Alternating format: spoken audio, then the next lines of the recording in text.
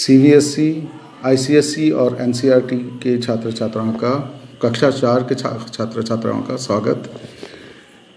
आज हम वचन यानी नंबर्स के बारे में पढ़ेंगे।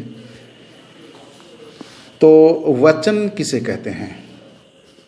तो अगर मैं संक्षेप में इसके बारे में जानकारी दूं तो शब्द के जिस रूप से उसके एक या अनेक होने का बोध होता है उसे वचन कहा जाता है। यानी मैं और फिर से दोहराता हूं, इस वाक्य को मैं फिर से दोहराता हूं। शब्द के जिस रूप से उसके एक या अनेक होने का बोध होता है उसे वचन कहा जाता है। यानी जो शब्द से पता चलता है कि एक है, एक कलम, तो हमें पता चला कि ये एक कलम है, तो हम बता, जो अगर शब्द बोले कलम तो एक, ठीक है। उसी तरह कुछ हम और शब्द हैं जैसे जूते, इससे नहीं पता चलता कि ये एक जूता है, वो जूते हैं, एक जोड़ी जूते हैं।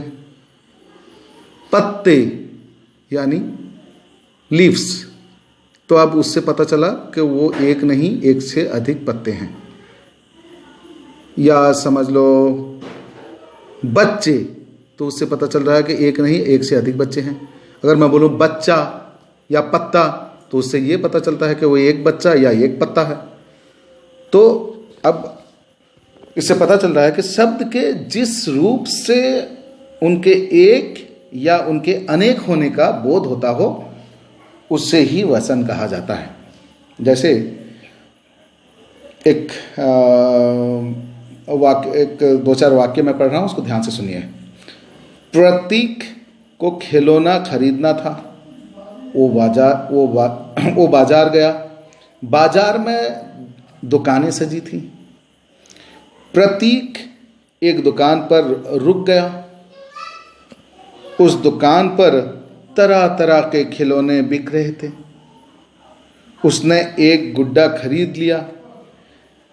तभी उसे अपनी बहन नैना का ध्यान आया। उसने नैना के लिए एक गुड्डा और खरीद लिया। तो दोनों गुड्डे लेकर वो घर को लौटा या वो घर लौटा। आपने देखा, खिलौना, दुकान, गुड्डा संख्या में एक होने का बोध करा रहे हैं, जबकि खिलौने, दुकानें और गुड्डे ये संख्या में एक से अधिक होने का बोध करा रहे हैं। तो इनसे पता चल रहा है कि खिलौना, दुकान और गुड्डा एक वचन यानी एक होने का बोध करा रहे हैं, और खिलौने, दुकानें, गुड्डे एक से अधिक होने का बोध करा रहे हैं। तो अब हम चलेंगे, अब यहाँ से हम जानेंगे कि वचन के कितने भेद होते हैं, कितने प्रकार के वचन हैं। संख्या के आधार पर वचन के दो भेद होते हैं, एक वचन और बहुवचन। तो एक वचन किसे कहते हैं? संज्ञा शब्द के जिस रूप से संख्या में उसके एक होने का बोध होता है उसे एक वचन कहते हैं। जैसे गुड्डा, खिलौना, दुकान, थैला, गधा, आंख, गुब्बारा और बहुत सारे वर्ड्स, बहुत सारे शब्द आप खुद बना सकते हो। और बहुवचन किसे कहते हैं? संज्ञा शब्द के जिस रूप से संख्या में एक से अधिक होने का बोध कराते हैं या संख्या में एक से अधिक होने का बोध कराने वाले शब्द बहुवचन होते हैं, या उसे बहुवचन कहा जाता है। कुछ शब्दों के एक वचन और बहुवचन रूप यहाँ दिए गए हैं, आप उसको ध्यान से सुनो। मैं पढ़ रहा हूँ, उसको ध्यान से सुनो। एक वचन और उसके बहुवचन किस तरह से कहते हैं। शब्दों का एक वचन, उसी शब्द के बहुवचन किस तरह से हम हम किस तरह से बोलते हैं उसको ध्यान से सुनो। लड़का एक वचन है, उसका बहुवचन लड़की।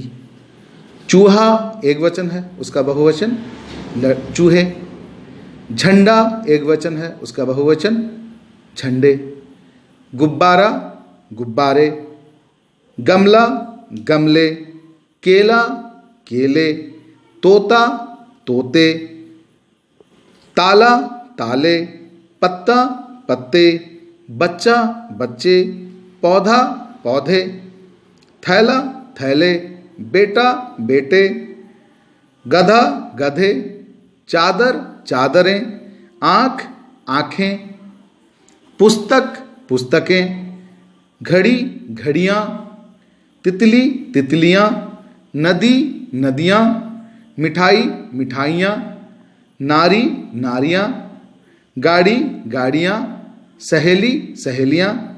सखी सखियाँ। साड़ी साड़ियाँ।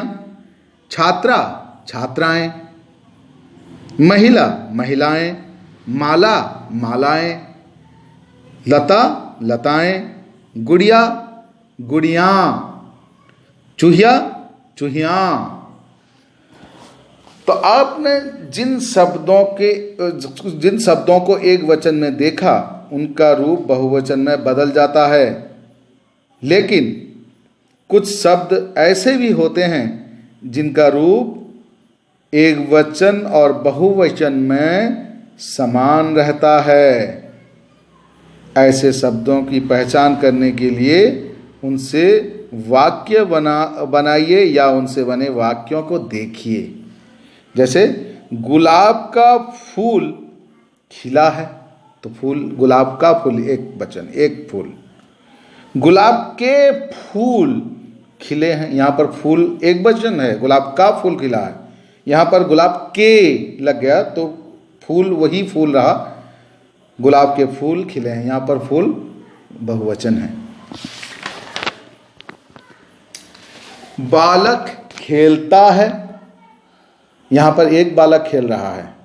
बालक खेलते हैं, यानी खेलते शब्द से पता चलता है कि यहाँ पर एक से अधिक बालक हैं और वो खेल रहे हैं। ध्यान दीजिए, खिला शब्द के कारण फूल एक वचन रूप का ज्ञान, फूल के एक वचन रूप का ज्ञान होता है, जबकि खिले रूप से शब्द के कारण फूल के बहुवचन रूप का ज्ञान होता है। इसी प्रकार खेलता शब्द से शब्द में बालक एक वचन रूप में है और खेलते शब्द के कारण बालक बहुवचन रूप में है। तो कुछ अन्य उदाहरण यहाँ अभी दिए गए हैं, उन्हें अच्छी तरह से समझ लीजिए। ठीक से देखिए, पक्षी उड़ता है, पक्षी उड़ते हैं। यहाँ पक्षी एक वचन है, यहाँ पक्षी बहुवचन है। आम पक्का है, यानी एक वचन है। आम पक्के हैं, यानी यह बहुवचन है। मेरा घर छोटा है, ये एक वचन है, मेरा घर। उनके घर बड़े हैं, उनके घर, यहाँ ये घर बड़े बहुवचन है, ये नहीं एक से ज़्यादा घर हैं।